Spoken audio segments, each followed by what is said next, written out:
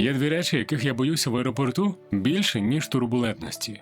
Перша, коли на контролі безпеки тобі кажуть, це не можна брати на борт, залишайте або викидайте. І ти стоїш із річчю, яка ще 10 хвилин тому була нормальною частиною твоєї подорожі і раптом стає забороненою. Друга, коли ви вже майже сідаєте в літак, і раптом співробітник просить поставити валізу в рамку для перевірки, і тобі кажуть, ваша валіза не проходить по розміру або вазі. У цей момент починається найшвидший тетріс у твоєму житті. Прямо на підлозі в аеропорту під поглядами черги. І найцікавіше, це відбувається не лише з новачками. Це трапляється і з людьми, які літають постійно. У цьому відео розберемо, чому так стається і як не потрапити в подібні ситуації. Ви на каналі Ільїнойс. Лайк цьому відео поставити, коли вже додивитеся, але підписатися на канал запрошую прямо зараз. Влаштовуйтеся зручніше і поїхали. Ільїнойс.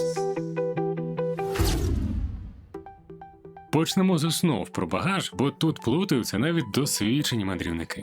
У літаку є 3 типи речей. Зареєстрований багаж – це валіза, яку ти здаєш на реєстрації. Вона летить у трюмі літака, зазвичай вона платна, особливо у лоукостерів. Ручна поклажа – це валіза або рюкзак, який ти береш у салон. Він лежить на верхній полиці. І тут уже важливі розміри, вага та іноді навіть тариф квитка. І ще є особиста річ. Це найменша сумка, рюкзак, ноутбук, сумка або жіноча сумка. Вона має поміститися під сидінням перед тобою. І ось головне правило – ліміти є навіть тут. Одна з найчастіших проблем виглядає дуже невинно. Ти йдеш аеропортом і несеш рюкзак, пакети з дюті-фрі, каву і щось із магазину. І тобі раптом кажуть, у вас більше однієї особистої речі. Ти стоїш і думаєш, серйозно? Це ж просто пакет і кава. Але для авіакомпаній все набагато складніше. У багатьох перевізників є правило – одна людина – одна особиста річ. І все. Тому порада проста – завжди майте в рюкзаку легку складану сумку. Якщо раптом потрібно об'єднати пакет, куртку і покупки в одну річ, то вона вас врятує. Просто об'єднуєш усе і проходиш спокійно. Що найчастіше забирають на контролі? Окрім очевидних заборонених речей, є і те, на чому люди попадаються щодня. Наприклад, феєрверки або піротехніка, навіть як сувенір. Балончики під тиском, невідомі рідини з ринків або екзотичних країн. І головна проблема тут не в тому, що це щось рідкісне, а в тому, що люди навіть не підозрюють, що це може бути заборонено. Існує правило рідин, і всі його чомусь порушують. Це, мабуть, найвідоміше правило авіації. Кожна рідина – це максимум 100 мл на контейнер. А всі контейнери разом мають вміщатися в один прозорий пакет із зіп-замком об'ємом не більше 1 літра. Один пакет на пасажира. І тут важливий момент. Рідина – це не тільки вода. Ви ж пам'ятаєте це, так? Це і шампунь, і крем, і зубна паста, мед, джем, і навіть м'який сир. Тобто, якщо це можна розмазати, це вже рідина. І ось тут найчастіше втрачаються дорогі серцю речі, зокрема і ті баночки консервації, які майже проходять, але все одно вилітають у смітник. Правда, є виключення. І тут правда реально на боці пасажирів. Якщо летите з дитиною, дитяче харчування, молоко, суміші не обмежуються правилом 100 мл. Тобто можете взяти стільки, скільки треба на час польоту. Але майте на увазі, на контролі можуть попросити вас відкрити і відпити звідтіля. Просто щоб переконатися, що молоко є молоком. Алкоголь як рідину теж можна, але не будь-який. Напої міцністю до 24 градусів перевозити можна без обмежень у зареєстрованому багажі. Від 24 до 70 градусів теж можна і теж в багажі, але не більше 5 літрів на пасажира. А ось усе, що понад 70 градусів. І сюди потрапляють деякі колекційні абсенти, медичний спирт, деякі настоянки, вилучають прямо на реєстрації. Без попереджень і без компенсацій. Тож, якщо везете щось міцне, як подарунок чи сувенір, заздалегідь перевірте етикетку. Ільїнойс. А ось правило, яке мало хто знає, і через незнання викидає дорогі речі у сміттєвий бак прямо перед рамкою. В аеропорту є дві зони – до контролю безпеки і після. Те, що ви купили після контролю, вже в так званій чистій зоні, і на нього правило рідин не поширюється. Тобто, якщо ви купили літрову пляшку парфумів чи вина в дюті-фрі після рамки, її можна нести в салон.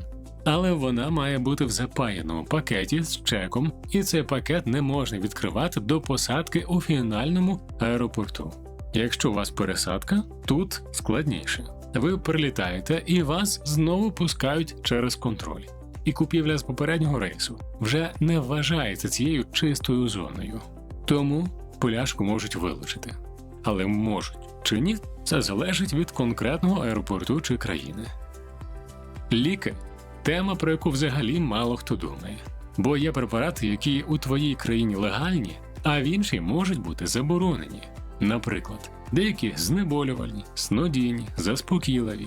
І проблема в тому, що це може бути не штраф, а серйозні юридичні наслідки. Правило просте. Перед поїздкою перевірте назву препарату плюс країну, плюс правила, чи цей препарат дозволено. Це займає 5 хвилин, зате не виникнуть проблеми. А тепер тема, яка у 25-26 роках стала реально гарячою. 28 січня 25-го року в аеропорту Кімхе у Південній Кореї загорівся літак авіакомпанії Air Busan прямо перед вильотом.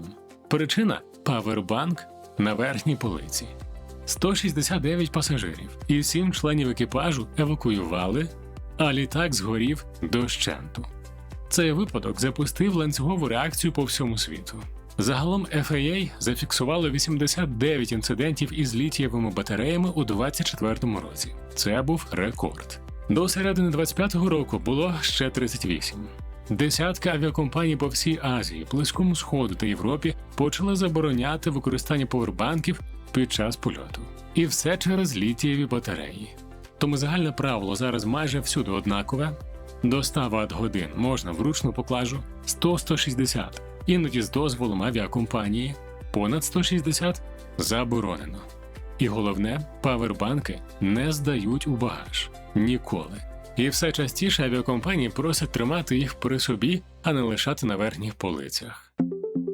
Одна з найбільш абсурдних ситуацій в аеропорту – це коли у тебе валіза з написом «Cabin Size», тобто розмір для салону літака, яку ти спеціально купив, і думаєш, що все ок, але є нюанс. У валізі в аеропорту вимірюють не тільки корпус, а ще ручку і колеса. І саме вони часто з'їдають ті самі 2-3 см. І вже раптом твоя ідеальна валіза стала не ідеальною. Тому майте це на увазі і перевіряйте заздалегідь. Ось лайфхаки, які реально працюють. Якщо багаж перевищує норму, найважчі речі на себе. Пам'ятайте, що куртка – це безкоштовне сховище, тому в її та інші кишені можна покласти додатковий багаж. Так, це виглядає дивно, але працює. І люди реально економлять кілограми таким способом. А якщо у вас пересадка різними авіакомпаніями, то діє правило найжорсткішого перевізника. Тобто, якщо один дозволяє 23 кг, а інший 20, то рахують 20. Також порада: після реєстрації сфотографуйте свою валізу і штрих-код на бірці. Бо раптом щось піде не так і ваші речі загубляться, ці фото суттєво прискорять пошук. Головне правило всіх подорожей, яке вирішує 90% проблем – не покладатися на «я думаю, що можна». Завжди перевіряти конкретну авіакомпанію перед конкретним вилітом. Бо правила змінюються. І іноді змінюються без шуму і попереджень. І майже кожна несподівана проблема була насправді цілком передбачувана. Просто вона є десь у правилах, які ніхто не дочитав до кінця.